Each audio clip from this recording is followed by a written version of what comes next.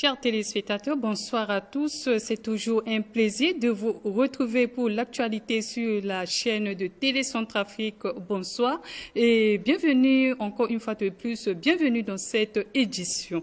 À la une de ce journal, après avoir pris part du 20 au 22 août dernier à la 9e conférence internationale de Tokyo au Japon sur le développement de l'Afrique TICAD, le président de la République, professeur Faustin Archange Touadéra, a regagné Bangui en début d'après-midi d'hier vendredi 29 août 2025. Reportage signé presse présidentielle.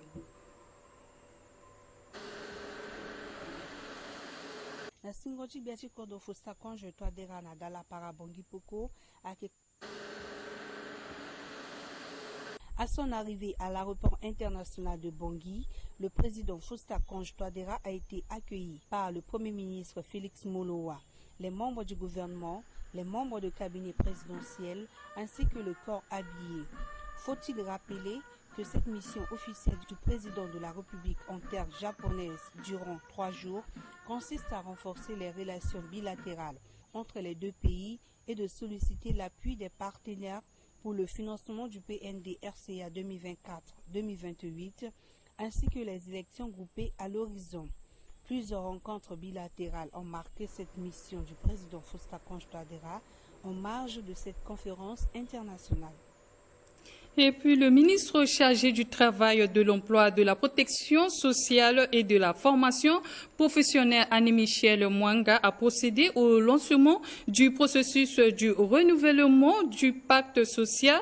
La cérémonie a eu lieu hier à ACP en présence de quelques membres du gouvernement. Reportage signé Eurodis Pingouin. 1, 2, 3. Dans le cadre de la démarche tripartite, les acteurs de la vie économique de la RCA ont relevé un défi, celui de créer un environnement où les questions inhérentes sont traitées dans un cadre apaisé. Il y a de cela 3 ans, après des négociations, un pacte de stabilité sociale a été signé entre le gouvernement, les syndicats et le patronat qui prendra fin au mois de septembre 2025. C'est à cet effet que la ministre du Travail a procédé ce vendredi au lancement du processus du renouvellement du pacte de stabilité sociale. Le membre du gouvernement s'en explique. Avec nos partenaires sociaux, c'est-à-dire les syndicats et le patronat. Cette rencontre est relative au pacte social qui va arriver à échéance en septembre, fin septembre. Donc aujourd'hui, c'est pour lancer le processus, parce que c'est un processus. Donc le lancement a eu lieu aujourd'hui et c'est aussi l'occasion que j'ai saisi pour présenter ce qui a été fait, c'est-à-dire un état des lieux de ce pacte, ce qui a été fait, ce qui va se faire et quelles sont les forces et les faiblesses. Donc il y a un chronogramme qui est mis en place et on va suivre ce programme pour pouvoir re-signer un autre pacte social qui est un outil tripartite, c'est-à-dire le syndicat, le gouvernement et le patronat. Ce n'est pas la base. C'est le gouvernement qui a suspendu la séance. Parce que certains qui ont signé, ils ont prétendu qu'ils n'ont pas de pacte. Donc, pour bien faire, on suspend pour qu'on puisse mettre à leur disposition ce pacte. Et c'est aussi l'occasion, puisque lors de notre dernière rencontre avec les syndicats au mois de mai, il était question que nous fassions l'auto-évaluation de ce pacte. Eux de leur côté et le gouvernement également. Et ils devaient nous mettre à disposition leur évaluation. Bon, ce n'est pas encore fait, mais je suis sûre que pendant nos rencontres, on va pouvoir en débattre. Et puis les forces de sécurité intérieure FSI ont organisé le 27 août 2025 à Bangui avec l'appui de la police de la MINUSCA une patrouille conjointe mixte à travers la capitale. L'objectif est de renforcer la présence sécuritaire et la confiance entre les forces de sécurité et la population civile. Les détails avec la presse de la MINUSCA. Pour juguler les nombreux cas d'accidents survenus ces derniers temps à Bangui, les forces de sécurité intérieure FSI ont organisé le 27 août 2025 à Bangui, avec l'appui de la police de la MINUSCA, une patrouille conjointe mixte à travers la capitale. L'objectif est de renforcer la présence sécuritaire et la confiance entre les forces de sécurité et la population civile, de dissuader les menaces et répondre aux attentes et préoccupations des communautés locales, en instaurant un dialogue favorisant la réduction des accidents de la circulation routière. En collaboration avec la MINUSCA, qui est représentée par la brigade motorisée, nous œuvrons à effectivement sensibiliser les usagers. Vous les voyez bien, les chauffeurs de moto, les chauffeurs même de taxis. Tout ça dans l'ensemble pour effectivement amoindrir les accidents que nous voyons ça et là. Il y a des pertes en vie humaine, vraiment ça, nous sommes désolés, mais nous allons continuer toujours dans ces sensibilisations de masse afin quand même de régulariser cette situation. Conscient de cette situation, l'un des conducteurs de taxi-moto demande l'aide du gouvernement et de la MINUSCA pour mieux encadrer et sécuriser ce secteur d'activité. Nous demandons au gouvernement de veiller sur la sécurité des taxis-motos. Parce qu'un taxi-moto, c'est une personne, comme toute autre personne. Nous sommes sortis pour chercher, mais notre vie est en danger. Nous souhaiterons à ce que le gouvernement puisse nous aider, soi-disant, à amener nos frères qui n'ont pas vraiment des permis à leur former sur les codes de conduite pour leur sécurité. Chaque année, le ministère des Transports et de l'Aviation civile mène des campagnes de sécurité routière avec l'appui de la MINUSCA à travers la sensibilisation de son personnel, des chauffeurs de taxi-moto et de bus, ainsi que dans des établissements scolaires pour réduire les accidents. Ces campagnes incluent des formations sur le respect, la limitation de vitesse, le port de la ceinture de sécurité et de casque et l'usage du téléphone au volant. Jean-Terence Bokassa, conducteur de taxi-moto, n'a pas manqué de prodiguer des conseils à ses pairs pour une bonne conduite. Le conseil que je jette à l'endroit de mes frères taxi-moto, c'est de rouler avec prudence et d'être sage dans la conduite et de respecter les clients que nous portons sur les motos et d'être propre sur la moto. Cette patrouille mixte conjointe est le fruit de la bonne collaboration entre la police de l'ONU et les forces de sécurité intérieure et illustre leur engagement commun de protéger la population civile, y compris via la réduction des accidents de circulation en République centrafricaine.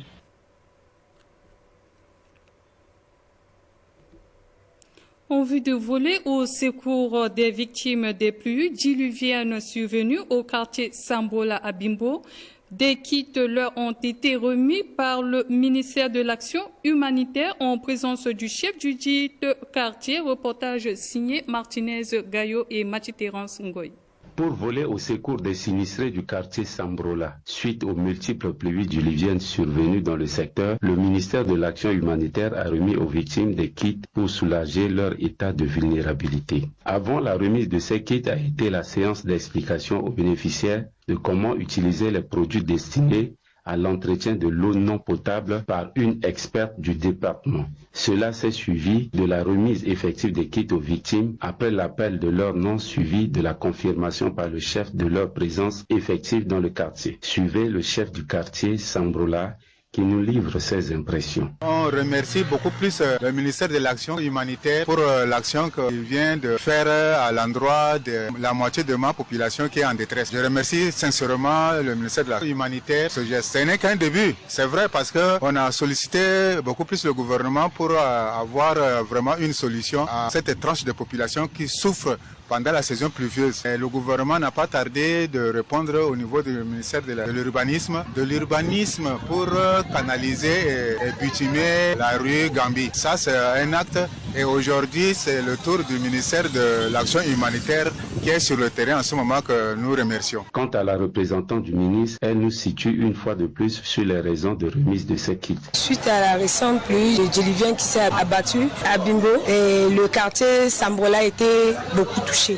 Le ministère, après l'appel de Madame le maire de Bimbo, la ministre de l'Action humanitaire, Lina Bemakasui, a déployé une équipe technique sur le terrain afin d'évaluer les différents dégâts qui ont été commis par cette récente pluie. Et c'est par rapport à ça qu'elle nous a délégué pour diligenter cette mission d'assistance auprès de cette population. Il y avait une liste qui a été déposée par le chef du quartier auprès de la municipalité de Bimbo. Et cette liste nous a été envoyée. Nous voulons juste attirer l'attention de ces bénéficiaires que les kits reçus aujourd'hui doivent être utilisés en bonne mission. Notons que ces kits sont composés de seaux, nattes, moustiquaires, sel, bidons et produits d'entretien d'eau non potable.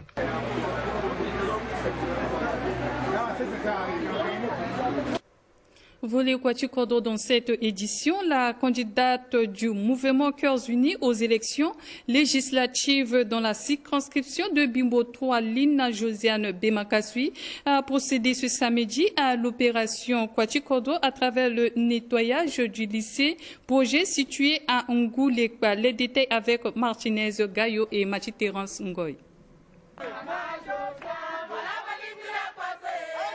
Afin de rendre propre le lycée projet situé dans la commune de Bimbo, Madame Lina Josiane Bemakasui, candidate aux élections législatives dans la circonscription de Bimbo 3, accompagnée des cadres et militants du mouvement Cœurs Unis de la dite localité, ainsi que de la forte mobilisation de la population, a procédé au nettoyage de l'enceinte et du pourtour de cet établissement à l'approche de la rentrée scolaire qui s'annonce à grands pas. Le coordonnateur du mouvement Cœurs Unis de Sakai qui nous présente ses impressions. Je remercie beaucoup Madame Bemakasui pour cette initiative parce que depuis, ça fait des années, vous voyez cette école-là, il y a beaucoup de salubrité. Bientôt, il y a l'ouverture de l'école. C'est comme ça que nous choisissons ici pour travailler aujourd'hui, pour nettoyer l'établissement. La population de Bimbo 3, nous sommes déjà mobilisés pour mettre notre candidate à l'Assemblée nationale. Donc, nous sommes très satisfaits pour ce travail. Vous savez, le travail là, c'est initié par le chef de l'État. Le Kwatikodo, c'est un pas mauvais. Il est à noter que lors de la réalisation de cette activité citoyenne, la candidate du MCI aux élections législatives dans cette circonscription a été fortement accueillie par la dite population.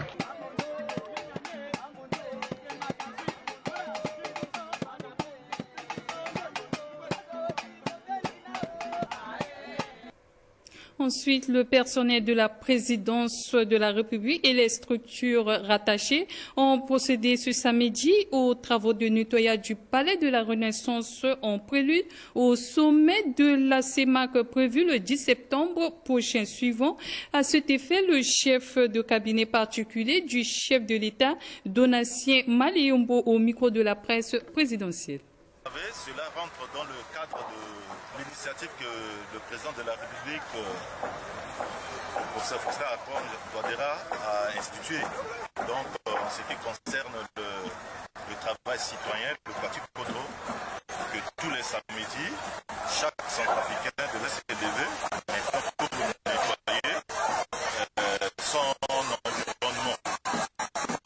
Et donc, c'est pourquoi aujourd'hui,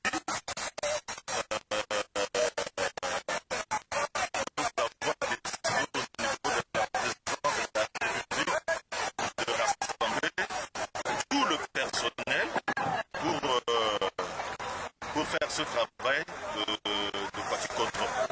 Et aussi, vous êtes sans ignorer que la République centrafricaine, dans les jours à venir, va accueillir le sommet des chefs d'État de la CEMAC. Et vous avez vu que le président de la République a donné des instructions fermes pour réhabiliter le palais de la Renaissance. Et donc, il y a des travaux en ce moment au niveau du palais de la Renaissance. J'ai demandé à tous tout le personnel de la présidence de venir massivement pour aider les entreprises adjudicataires de ces marchés pour vite finir ces travaux. Et donc c'est pourquoi aujourd'hui on est venu, vous avez vu, on a aidé ces sociétés pour finaliser ce qu'ils sont en train de faire. Bangui est prêt pour accueillir le sommet des chefs d'État de la CEMAC. Vous-même, vous avez constaté au niveau du palais, les choses sont presque à la fin. Et donc, Bangui est prêt en ce moment pour accueillir le sommet des chefs d'État de la CEMAC.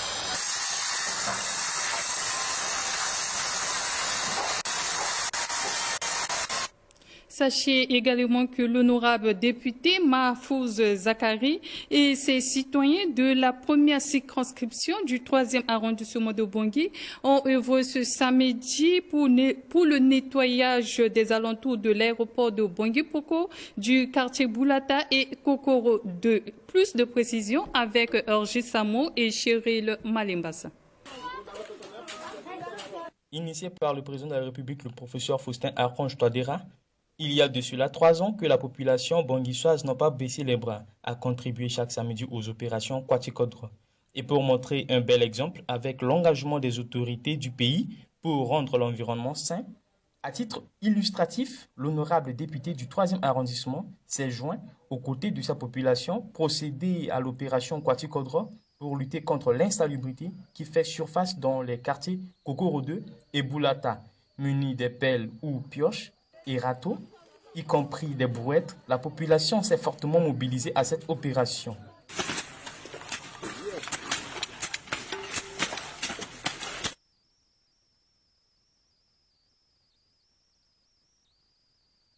Nous sommes en train de faire le Kwatikodro aujourd'hui tout autour de la Segna, côté 3e une, où nous sommes envahis par de salubrité et nous acceptons et nous approuvons l'initiative prise par le chef de l'État, le président Faustin Archange Touadéra.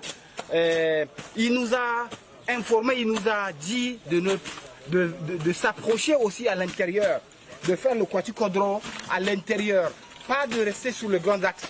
Donc nous avons décidé de venir donner notre coup de main, faire le Kwatikodro, faire le nettoyage et puis enlever aussi les saletés qui bloquent la population de 3e. Vous savez que vers ici, il y a eu pas mal de braquages et la population s'est plainte. Nous sommes venus les soutenir et à travers la vision de notre chef de l'État, le professeur Archange Touadéra. Je voulais juste leur dire que nous sommes là pour les aider et pour les informer sur le Kwatikodro et pour les sensibiliser aussi que chaque samedi de 6h à 10h, tout un chacun, tout le monde, ils doivent se réveiller, nettoyer leur quartier et balayer pour qu'ils puissent avoir une meilleure santé. J'ai financé de lampadaires et qu'une équipe est en train de faire l'installation des lampadaires tout autour de l'aéroport. Donc pour que sans l'éclairage, vous savez que les bandits des grands chemins en profitent pour racketter et puis braquer les paisibles populations. Notons que Kwatikodro inclut l'ensemble de la population pour un environnement sain. L'actualité continue toujours sur la chaîne de télé Centrafrique. La troupe locale de l'église des Frères de Bédé, située dans le 8e arrondissement de la ville de Bangui, a visité ce matin les locaux de la télévision centrafricaine, ce qui fait partie de la priorité du mouvement de la jeunesse évangélique africaine, en abrégé JEA. Plus de précisions avec Janelle Lacou et Cléopas Bambou. Acharné de voir sa jeunesse grimper l'arbre pour un bon rendement, qui n'est autre que le fruit produit par l'arbre en question, les responsables de la troupe locale de l'église des Frères de Bédé n'ont ménagé aucun effort pour pousser la jeunesse évangélique africaine membre de cette troupe locale non seulement à découvrir la télévision centrafricaine, mais aussi d'avoir une idée sur le travail quotidien des journalistes du secteur public. C'est dans notre plan d'action. Chaque année, on doit amener les enfants à découvrir des stations. On a choisi la radio Centrafrique et la télévision centrafricaine. Et par rapport à la réponse de la télévision, nous sommes obligés d'amener les enfants, de venir découvrir la télévision centrafricaine et c'est quoi se passe au sein de ce... Là, ça pousse nos enfants à étudier et à gérer leur vie pour ne pas perdre dans la vie. Parce que une fois découvert la télévision, c'est qu'il y a des choses auxquelles que les enfants ne sont pas au courant. Mais du moment où ils sont au courant, ils vont se mettre au travail, à l'école ou un peu partout pour gagner leur vie. Après la visite guidée, l'attachement et le dévouement à la cité résonnent de partout. Et le métier du journalisme était devenu une prière avec une grande ambition, celle de s'adonner aux études pour enfin l'être. Signalant que c'est chaque mois que ce genre de visite est sollicité par les organisations et associations de la place en vue d'une découverte. Ça est réussi là. À la télévision, toujours il y a un studio et il y a réussi. Quand ce quartier studio, so a caméra, les petits mecs à faire des choses pour c'est qui caso a caméra, so quand toujours le logo a été réussi. Et enfin, le ministre d'État de la Justice, Dr Arnaud Diobaye Abazen, assisté de quelques membres du gouvernement, a procédé ce samedi aux activités de Kwatikodo en nettoyant la devanture de l'école normale supérieure et l'enceinte de l'aéroport Bangui-Poko. Le point avec Obed Kouyameli. Ce matin, l'équipe de supervision de l'opération Kwatikodo a sillonné des sites notamment École normale supérieure, Rond-point Marabena, Combattant et l'aéroport Bangui-Poko, où on a remarqué la présence des différentes associations, ensemble avec la population, ont procédé au nettoyage de ces lieux afin de lutter contre l'insalubrité dans la ville de Bangui et ses environs. Le président de l'entreprise Net Enrobé nous livre ici ses impressions. Ce véhicule, c'est ma conception à moi. J'ai réfléchi pendant 9 mois pour arriver à confectionner ce véhicule adapté pour nettoyer l'enrobé. Nous avons des routes qui sont déjà faites, mais il nous faut des machines, il nous faut des véhicules pour nettoyer. On ne va pas les mettre dans des états de salubrité. Donc c'est par rapport à ça que j'ai réfléchi pour confectionner ce véhicule adapté pour le nettoyage de l'enrobé. Vous savez, c'est une première en République centrafricaine d'avoir ce véhicule-là. C'est une première en République centrafricaine, donc ça veut dire que avec mon équipe, je ne vais pas me baisser les bras. Donc je vais continuer peut-être pour avoir 1-2 véhicules pour continuer à nettoyer la ville de Bangui pour mettre l'état de l'enrobé propre, je pense bien. Le coordonnateur de l'opération Kwatikodo dresse ici le bilan de ce samedi. On chute l'entrée de l'aéroport de Bangui-Poko. C'est là où nous avons mis notre focus aujourd'hui, pour améliorer les conditions de circulation et puis de vie surtout, et puis les conditions sanitaires au niveau de cet axe-là. Vous savez, nous sommes en train de nous préparer à vivre un grand événement connu par tous les Centrafricains, à savoir la conférence des chefs d'État de la zone CEMAC. Et ceci étant, vous savez que quand un événement de ce genre se déroule, quand quelqu'un vient chez toi, tu dois améliorer les conditions d'accueil de cette personne. Et là, il s'agit d'un grand événement à caractère souverain. Et notre pays est en train de s'habiller d'un décor tout à fait spécial pour être prêt à cet événement. C'est pourquoi nous avons travaillé au niveau du rond-point Marabena, d'ailleurs en commençant par l'École nationale supérieure, l'ENES, jusqu'au niveau de l'aéroport. Et nous apprécions la qualité d'engagement de toutes les associations et structures qui se sont reparties à partir de l'ENES jusqu'à l'aéroport Bangui. Et donc chacun a retenu une part du travail d'intervention au fur et à mesure par étapes jusqu'au bout. Quant au ministre d'État de la Justice, il lance un vibrant appel à l'endroit de la population de consacrer 2 heures de leur temps chaque samedi à l'opération Kwatikodo. Kwatikodo s'étend à tous les niveaux. Aujourd'hui, nous sommes à l'aéroport. Il y a le ministre qu'on appelle affectueusement ministre Kwatche Kodro, le ministre de l'administration territoriale, il est là. Le ministre de l'économie numérique à mes côtés. Madame le ministre du Travail, comme vous le savez, travail, elle est toujours là. J'appelle toujours comme la brave. Elle est avec nous. La ministre de l'Action humanitaire était venue, elle est partie pour une autre opération dans son arrondissement. Et donc le gouvernement est là, le gouvernement toujours présent. Le gouvernement suit à l'arrêt les instructions du président et du chef de l'État pour l'opération Kwatche Kodro. J'ai toujours dit, c'est rentrer dans nos habitudes.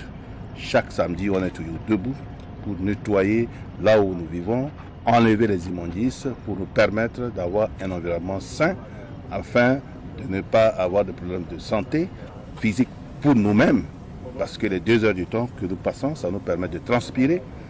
Pour nos compatriotes, ça permet d'enlever les immondices pour éviter les maladies et impulser cette bonne habitude dans la vision, pour la vision portée par le chef de l'État. Donc, c'est des valeurs que nous devions avoir en partage. Et vous savez qu'aujourd'hui, Kwatche Kodro, qui avait commencé au niveau de Bangui, s'est étendu dans l'arrière-pays. Vous pouvez appeler dans les préfectures, les sous-préfectures, mais même dans les communes. Les compatriotes ont pris acte de cette volonté et ils se sont rendus compte que c'est pour leur bien. Et donc, Kwatche Kodro est devenu une activité nationale à tous les niveaux.